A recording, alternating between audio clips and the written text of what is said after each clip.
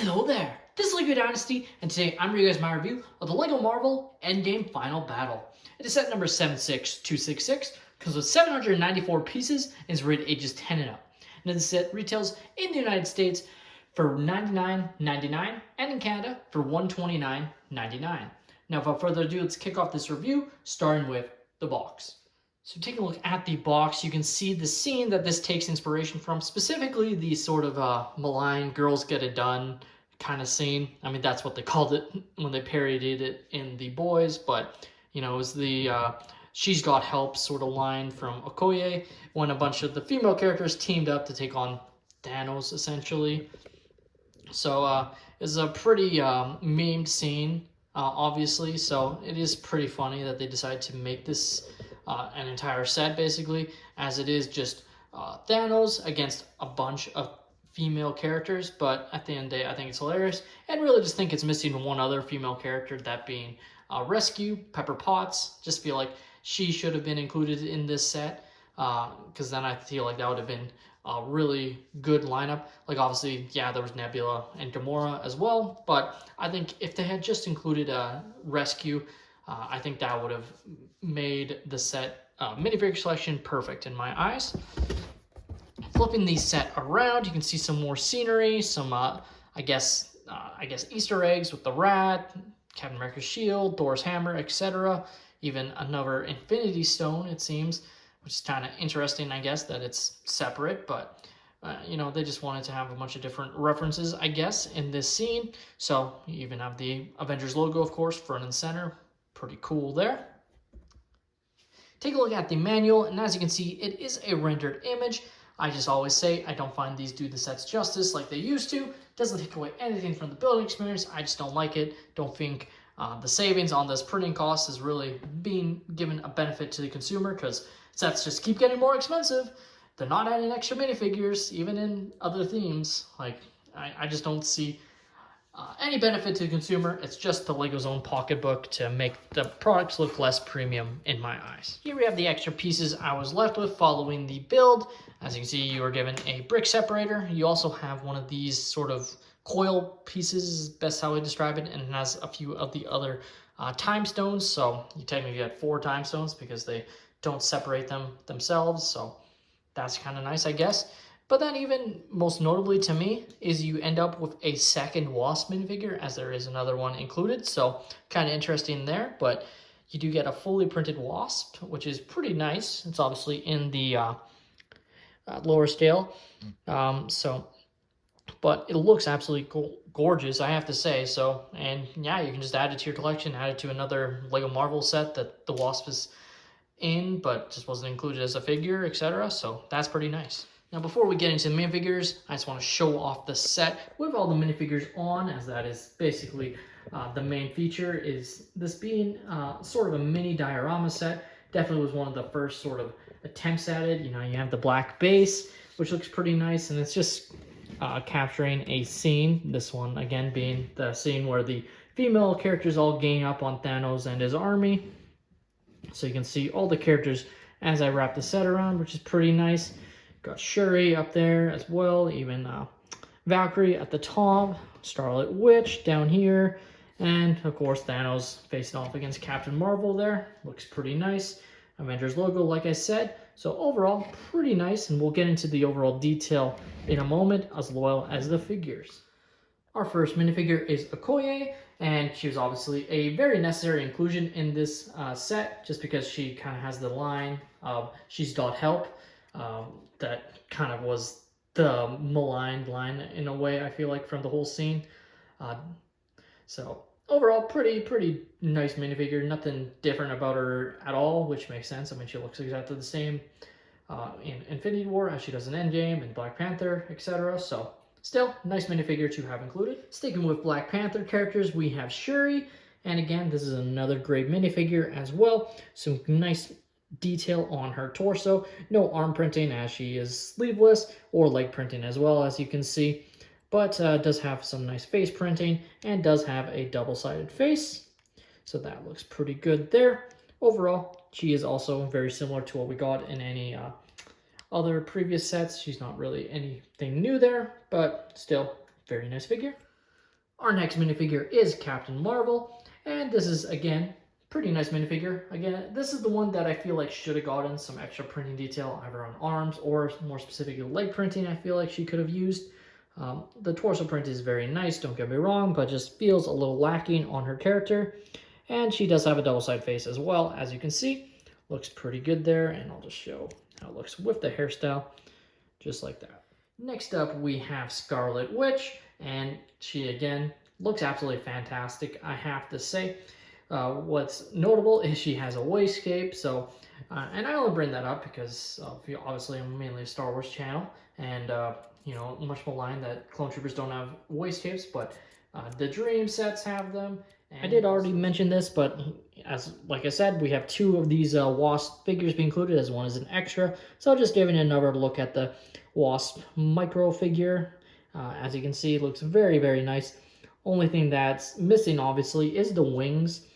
They didn't even try and print it on the back, which is the only thing that I find disappointing about it.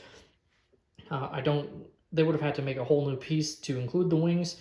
Plus, it probably would have been very breakable.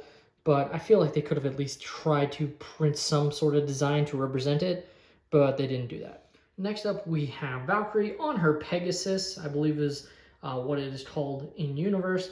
So that is very nice. Just want to show her off with the Pegasus, but overall, still very nice there. And here is Valkyrie. As you can see, no arm or leg printing, which none of the figures get in this set, unfortunately. In fact, the only one that does kind of is the Wasp micro figure, which shows leg printing. But you can take off and reveal her double-sided face. So you have her smiling, more of a grin, and then you have more of a smirk. And then her back printing looks pretty nice on the back there, as you can see. Has her sword, and is overall a pretty nice figure. And just added one final look at the Pegasus, as you can see, utilizing some nice pieces so you can have it fly. Looks pretty nice. It is a pretty stationary horse, but it does have the ability to, you know, go up into like a sort of a pose, which is pretty nice. Finally, we have the man, the myth, the legend, Thanos, the Thanos Big Fig, which looks absolutely fantastic. Nothing really to complain at all about him. He's got great printing detail. He has a brick built of his like sword. Not sure what it would be called, like staff, I guess, that he uses during the final battle, which looks pretty nice overall there, as you can see. Just a really, really well-crafted Big Fig that definitely affected the set's price for sure. Him and, of course, the Pegasus were probably the big catalyst for why this set is a bit more expensive than what people probably wanted to pay. Now let's get into the actual build without all the figures on it, and we'll take off the Pegasus as well as I knock it off. And as you can see, overall has some very, very cool details. You can see where you're supposed to place Thanos just based on the placement of those plates there. You have some nice detail of, you know, the damage around Avengers compound, which is why, of course, there's the damaged Avengers logo there. Most notably, of course, is the broken down van that has the time machine, utilizing a sticker, as you can see. Now you can close it up if you want to. You just have to move the Wasp to fully close it up. Just like that, and you can see the windows and whatnot. But pop it back open and you have the sticker, like I said. Looks very nice, and I like how they sort of incorporated the damaged vehicle into the set. Like you can see the different sections that have been broken apart while the time machine itself stays intact. You have some more stickers with some nice damage of the compound itself, as you can see, all around the build, just like right there, even some down there, looking pretty good. Even some more sections of what I assume is the van that is broken down. And of course, the really funny inclusion is the rat that, you know, saves Scott Lang. So definitely completely inaccurate to the film, but just a fun Easter egg in a set like this, which I'm not too upset about being included there. So you can kind of see Thor's hammer hidden inside there is when you lift up this one sort of flag piece that's right here. It reveals Captain America's shield, which looks pretty nice, as of course he drops it and then has to find it or pick it back up after the initial attack from Thanos' army. So overall, that is pretty fun there. But that's basically it when it comes to any sort of Easter eggs included in the set. Now, the only other aspect of the set included is the portal, which of course has Valkyrie and her steed coming out of, so we'll put him back. As you can see, them flying out to help fight Thanos' army, which is pretty cool. That again, you can reenact a really nice or cool portal scene. So of course, as you saw around, there's these, little action poses you can put your characters in. So we'll put Captain Marvel there this time, and then we'll have Scarlet Witch in front. So you have some different ability to have characters in different spots, which is pretty fun. So I'll place Thanos back. You do have to move Thanos' weapon just so you can actually stand him where he needs to go. Just otherwise he won't stand right, I guess is the best way to put it. Just like that, you can kind of have them all surround Thanos, which looks pretty nice. Of course, it's not like a true diorama set, but it definitely evokes that just with the all black base. It's obviously most similar to the Spider-Man final battle that they also released sort of alongside this set from Spider-Man No Way Home. So it looks very similar with the black base, etc. And to me, it is their version of dioramas for the Marvel theme, though I do hope we get to see some more that look more like the Star Wars ones, because I just think the square base or rectangular base looks a little bit better than this, especially since you could have it slightly bigger or smaller. In this case, not smaller, it'd be a little bit more bigger, and it wouldn't be as cramped of a set, because I think that's the one thing holding the set back is just how cramped it is. The LEGO Marvel Endgame Final Battle to me is a pretty awesome set that, like I said, I feel like is just missing one other minifigure, that being Rescue. I guess also could have included Gamora and Nebula, but at its price point, they probably would have wanted to charge more. But I think if it had just one figure, and in my opinion, Rescue, I think that would have been a perfect minifigure selection. You'd have had the majority of the characters from that scene. I mean, you still do have the majority, but I feel like you would have had the perfect amount of figures from that scene, and it would have just, to me, made the set even more of a better, way more of a better value. With that being said, that's all my opinion. Let me know your thoughts on the set in the comments down below. Have you picked up the set, or are you planning to pick it up before it retires? Let me know. Please like and subscribe if you have enjoyed, and have a great day, everyone.